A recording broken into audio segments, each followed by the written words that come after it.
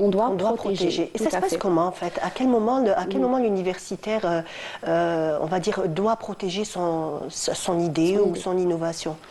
C'est une excellente question. En fait, par rapport à la protection, ça passe par le CATI, c'est le Centre d'appui à la technologie et à l'innovation.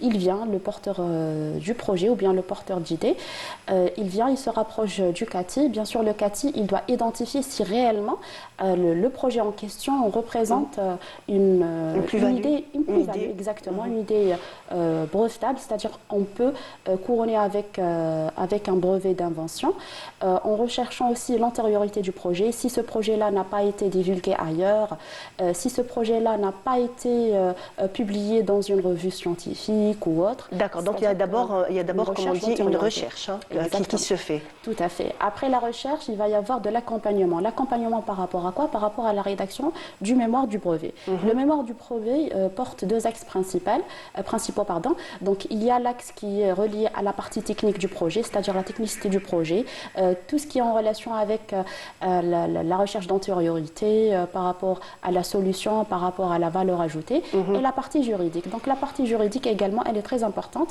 c'est-à-dire dans la partie juridique, il y a ce qu'on appelle les revendications. Ces revendications que le porteur de projet souhaite réellement et concrètement protéger. Donc voilà. Donc D'accord, donc c'est